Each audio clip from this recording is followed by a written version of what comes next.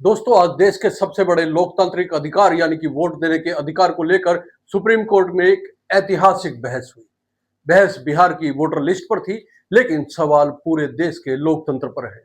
और इसलिए आज हम आपको बताएंगे कि आज सुप्रीम कोर्ट में क्या हुआ, क्यों विपक्ष सड़कों पर रहा, क्यों राहुल गांधी बिहार बंद में उतरे और क्यों पूरा मामला सिर्फ वोटर लिस्ट का नहीं बल्कि छुपी हुई एनआरसी की तैयारी लग रहा है। आज सुप्रीम कोर्ट में 3 घंटे से ज्यादा सुनवाई हुई।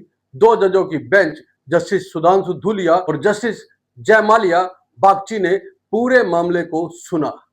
सामने याचिकाकर्ताओं की ओर से मौजूद थे वरिष्ठ वकील कपिल सिब्बल, अभिषेक मनु सिंघवी और गोपाल शंकर नारायण, और दूसरी ओर से चुनाव आयोग की तरफ से पैरवी कर रहे थे पूर्व अटॉर्नी जनरल के वेणुगोपाल, सीनियर वकील राकेश द्विवेदी और मनिंदर सिंह। सुनवाई की शुरुआत से ही कोर्ट ने स्पष्ट कर दिया कि वोटर लिस्ट के विशेष गहन पुनर्निरीक्षण यानी कि एसआईआर पर वो रोक नहीं लगाएगा। लेकिन इस प्रक्रिया को लेकर जो बड़े सवाल कोर्ट ने चुनाव आयोग से पूछे, वो सत्ता की नींव हिला देने वाले हैं। सुप्रीम कोर्ट ने चुनाव आयोग से सीधा सवाल किया, आप वोटर लिस्ट रिवीजन में नागरिकता के मुद्दे में क्यों पढ़ रहे हैं? ये आपका काम नहीं है, गृह मंत्रालय का काम है। कोर्ट ने यहां तक कहा कि अगर किसी नागरिक का नाम वोटर लिस्ट में सिर्फ इस आधार पर डाला जाएगा कि उसने नागरिकता साबित की है, तो बहुत बड़ा परीक्षण होगा और ये आपका काम नहीं है। ये कोर्ट ने चुनाव आयोग से कहा। अब सोचिए, जब देश की सर्वोच्च अदालत चुनाव आयोग से ये सवाल पूछ रही है तो तस्वीर कितनी गंभीर है।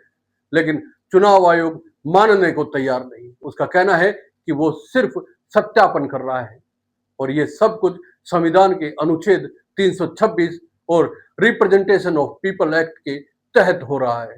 अब जरा रुकिए और सोचिए कि 2025 यानी कि इस साल के आखिर में बिहार में विधानसभा चुनाव है और चुनाव आयोग ने बिहार की 8.25 करोड़ वोटर लिस्ट में करोड़ों वोटरों के नामों की दोबारा जांच शुरू कर दी है। इस जांच का नाम दिया गया है एसआईआर यानी कि स्पेशल इंटेंसिव रिवीजन। आयोग कह रहा है कि 2003 की वोटर लिस्ट में जो लोग थे उन्हें कुछ नहीं करना, लेकिन जिनके नाम 2003 की वोटर लिस्ट में नहीं है यानी कि आज के युवा, प्रवासी, मजदूर, गरीब, उन्हें अब नागरिकता के सबूत देने होंगे। वो सिर्फ आधार नहीं चलेगा, ना वोटर आईडी चलेगा, ना राशन कार्ड चलेगा, तो फिर चलेगा क्या?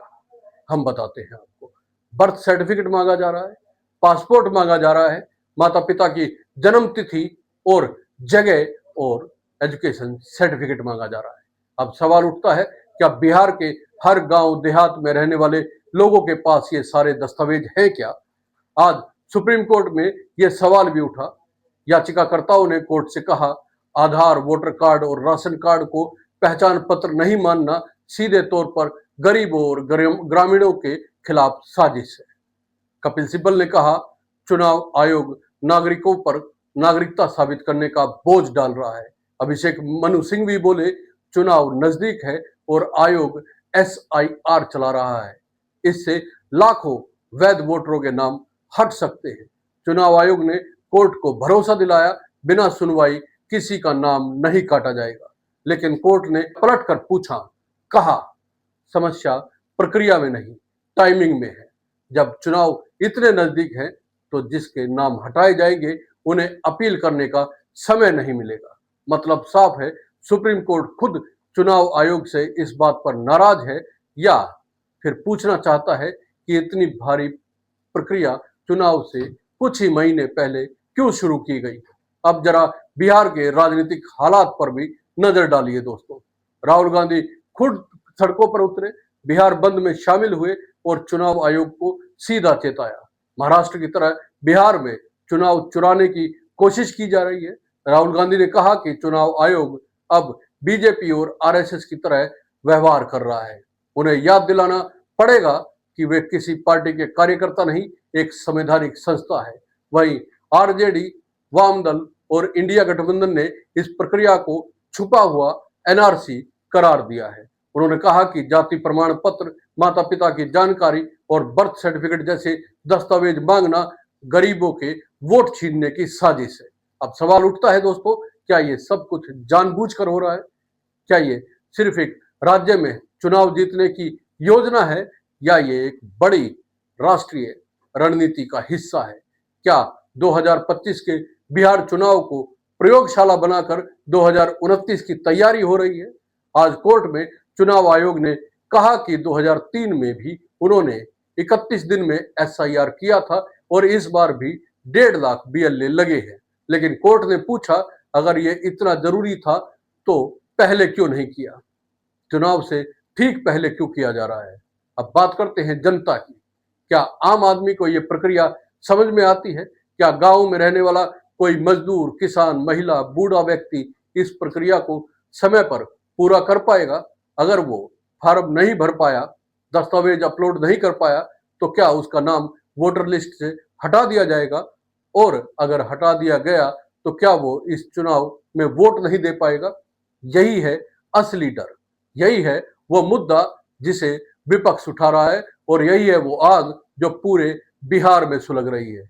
आज सुप्रीम कोर्ट ने चुनाव आयोग से 3 बड़े सवाल पूछे दोस्तों। क्या चुनाव आयोग को वोटर लिस्ट में संशोधन का अधिकार है? ये पहला सवाल है। दूसरा सवाल ये पूछा गया कि संशोधन की प्रक्रिया क्या है, और तीसरा सवाल ये था कि इसमें कितना समय लगेगा। और साथ ही कोर्ट ने कहा कि पहले याचिकाकर्ता यह साबित करे कि चुनाव आयोग जो कर रहा है वो गलत है। यानी कोर्ट फिलहाल रोक नहीं लगाएगा, लेकिन मामले को गंभीर मानते हुए 28 जुलाई को अगली सुनवाई तय कर दी गई है। इसका मतलब है कि बिहार चुनाव से पहले यह मामला और ज्यादा गरमाएगा। और सबसे महत्वपूर्ण बात दोस्तों ये है कि अगर एसआईआर की प्रक्रिया में किसी भी वैध वोटर का नाम हटता है तो इसका असर सिर्फ वोटिंग पर नहीं पड़ेगा, बल्कि देश के लोकतंत्र पर गहरी चोट होगा। इस पूरे मामले में एक और बड़ी बात छुपी हुई है। बिहार में एनआरसी नहीं है, सीएए भी अभी लागू नहीं हुआ है, लेकिन वोटर लिस्ट रिवीजन के नाम पर नागरिकता के दस्तावेज मांगे जा रहे हैं। यानी नागरिकता साबित करने का नया मॉडल बन रहा है। बिना संसद, बिना जनता, सिर्फ एक सर्कुलर और एक प्रशासनिक प्रक्रिया से। यह एक बेहद खतरनाक संकेत है। एक और मोदी सरकार संसद में सीएए और एनआरसी पर चुप्पी साध के बैठी है, और दूसरी ओर चुनाव आयोग के जरिए चुपचाप एक मिनी एनआरसी बिहार में लागू किया जा रहा है। आज कोर्ट ने भले रोक नहीं लगाई, लेकिन कोर्ट रूम में जो सवाल उठे वो अब जनता के सामने भी उठने चाहिए। क्या हम उस दौर में पहुंच गए हैं जहां मतदाता से पहले नागरिकता साबित करनी होगी? क्या अब वोट देने का अधिकार भी सिर्फ कुछ दस्तावेजों का गुलाम बन गया है? क्या चुनाव आयोग अब निष्पक्ष संस्था नहीं रहा? ये बेहद जरूरी और बेहद बड़ा सवाल है दोस्तों। और सबसे जरूरी सवाल ये है कि क्या 2025 का बिहार चुनाव निष्पक्ष और पारदर्शी रहेगा? आपका क्या मानना है? कमेंट करके जरूर बताइए दोस्तों। चैनल को सब्सक्राइब करना ना भूलें। बहुत बहुत धन्यवाद। नमस्कार।